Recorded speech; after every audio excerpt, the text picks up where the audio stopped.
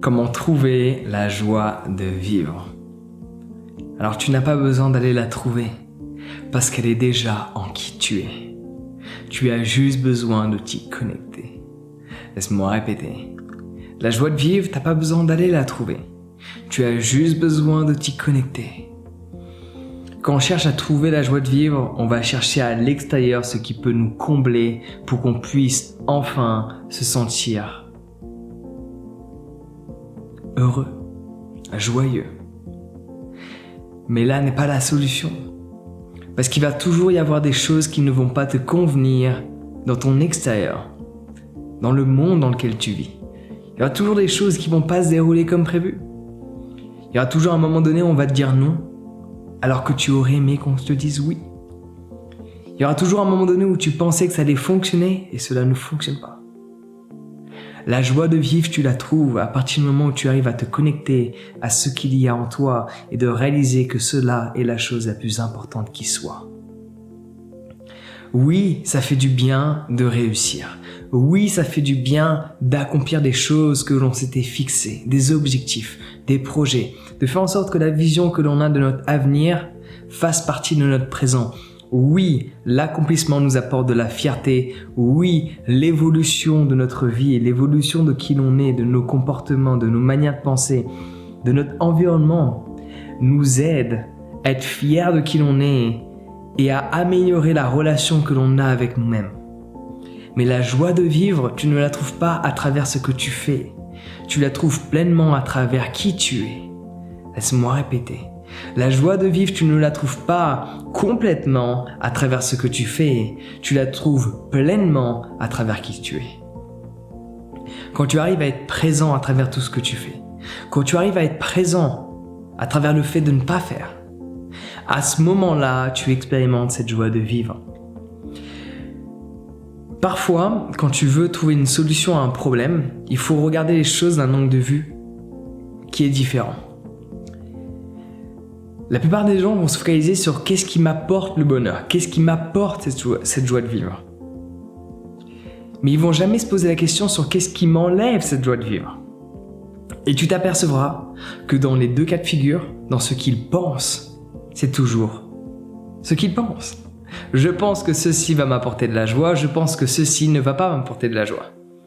Et dans tous les cas, toutes ces choses du quotidien auxquelles la plupart des gens pensent, ce sont des choses qui proviennent de l'extérieur. Cette chose va me rendre heureux. Quand je vais réussir cela, je vais être heureux. Quand cette personne va être avec moi, je vais être heureux. Quand ça va pas fonctionner, je vais être malheureux. Si j'échoue là, je vais être malheureux. Si on me dit non, je vais être malheureux. Toujours dans les choses externes. Mais rien de externe doit contrôler ton interne. Et quand tu arrives à te sentir bien juste là, à te connecter à cette joie qui est en toi, cette joie est déjà en toi. Parce que tu peux vivre un événement que tu considères comme étant négatif et mal le vivre. Je peux vivre ce même événement et le voir comme étant positif. Je peux te donner un exemple qui n'a rien de dramatique, mais je suis sûr qu'avec le bon sens que tu as, tu vas pouvoir voir que pas mal de personnes peuvent percevoir cet événement différemment. En cet instant, il neige. Il s'est arrêté de neiger. Le soleil est sorti, ça va peut-être fondre. Jusqu'à présent, j'étais bloqué. Je pouvais pas sortir de la voiture. J'avais prévu d'aller faire des courses. J'ai plus rien de frais. J'ai que des boîtes de conserve et des produits congelés. Beaucoup de personnes vont voir cela comme étant négatif. Être bloqué chez soi. Non pas par rapport à une dictature sanitaire ou quel que soit le sujet. Non, juste de par la neige parce que je n'ai pas de chaîne pour pouvoir circuler sur la neige. Qui a gelé d'ailleurs durant la nuit.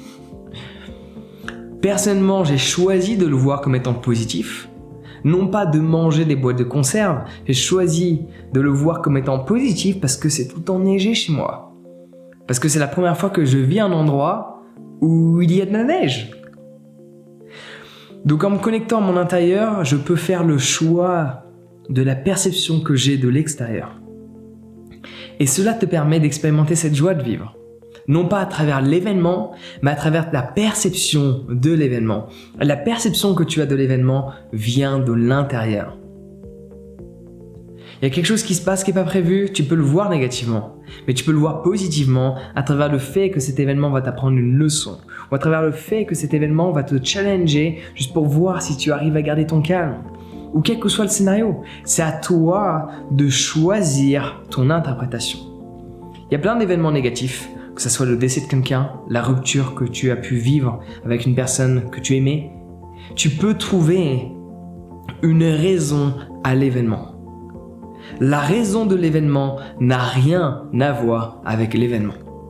La raison de l'événement a juste à voir avec toi. Comment tu décides de voir l'événement.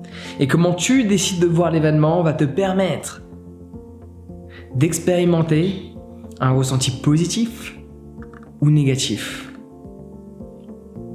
Ça veut dire que le ressenti est déjà en toi. Et c'est toi qui décides de le déclencher à travers une interprétation. Si tu vois quelque chose de négatif, tu vas déclencher le ressenti négatif qui est en toi. Enfin, tu vas déclencher le ressenti que tu vas interpréter négativement de par l'interprétation négative de l'événement. Laisse-moi répéter ça. Le ressenti est neutre. Le ressenti est en toi. La joie de vivre est en toi. Mais en soi, la joie de vivre n'existe pas. La joie de vivre est un ressenti. Un ressenti qui est neutre. Et de par l'interprétation que tu vas avoir des événements de la vie, cette interprétation va influencer le ressenti qui va être connecté à l'événement. Si tu as une interprétation négative d'un événement, le ressenti que tu vas expérimenter, l'interprétation de celui-ci va être négative. Et par contre, si tu décides de percevoir l'événement comme étant positif, le ressenti que tu vas ressentir sera toujours neutre, mais tu vas l'interpréter comme étant positif parce qu'il est connecté à l'événement que tu es en train de vivre. Donc la joie de vivre, elle est déjà en toi. Parce qu'à partir du moment où tu as la capacité de ressentir, tu as la capacité de choisir l'interprétation du ressenti. Donc le plus simple, c'est de changer la perception que tu as des événements. Tu peux aussi changer directement le ressenti, voire même déconnecter le ressenti de l'événement. Il y a l'événement, il y a mon ressenti, les deux ne sont pas connectés. Par ce fait, tu détaches l'émotion négative qui est reliée à l'événement. Et là, à ce moment-là, tu expérimentes ce qu'on pourrait appeler plus une plénitude, plutôt qu'une joie de vivre. Mais à travers cette plénitude, tu te sens bien. Et quand tu te sens bien, on peut distinguer cela comme étant de la joie de vivre. La vraie joie de vivre, tu l'expérimentes dans le présent. Tous les moments les plus extraordinaires que tu as pu vivre, où tu as rigolé, tu as souri, tu as fait des crampes aux joues, tu ne pensais pas. Tu étais dans l'instant, tu étais connecté au discours de tes amis, tu étais connecté à l'expérience que tu avais, tu étais pleinement là. Et dans le là, dans le fait d'être dans l'instant, tu as expérimenté cette plénitude de l'instant présent, cette joie de vivre. L'instant présent, beaucoup de personnes, enfin beaucoup, on l'a tous expérimenté. C'est juste que la plupart du temps, les gens l'expérimentent sans le décider. Ce sont les événements qui s'assemblent, qui se connectent à eux, et là, boum, ils sont dans l'instant présent sans en prendre conscience, parce qu'ils expérimentent cette joie à travers les événements. Mais tu peux faire en sorte de te connecter à cet instant présent un bon nombre de fois au cours de la journée, afin d'expérimenter cette plénitude sans pour autant que celle-ci soit connectée à quel que soit l'événement. Et quand tu arrives à ressentir cette plénitude, donc cette joie de vivre, sans que celle-ci dépende de quel que soit l'événement, à ce moment-là, tu peux être heureux plus ou moins tout le temps. Et pour cela, il faut apprendre à méditer. Donc moi, j'ai une formation sur le sujet qui va grandement t'aider. Des milliers de personnes y ont participé. J'ai des dizaines et des dizaines et des dizaines de témoignages sur le sujet. Tu peux regarder, c'est sur YouTube, sur mon site internet. Donc moi, je te recommande de t'y inscrire. Elle est accessible.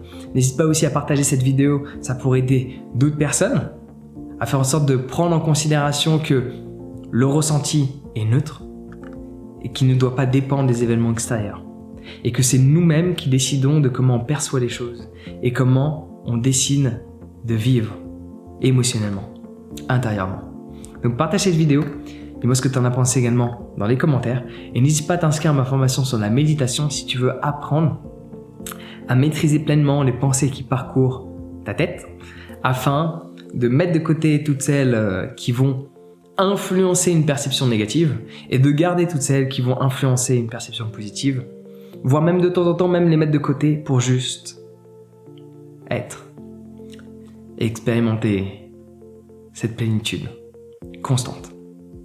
Donc le lien est dans la description, je te laisse t'inscrire sur ce Prends soin de toi et passe une excellente journée.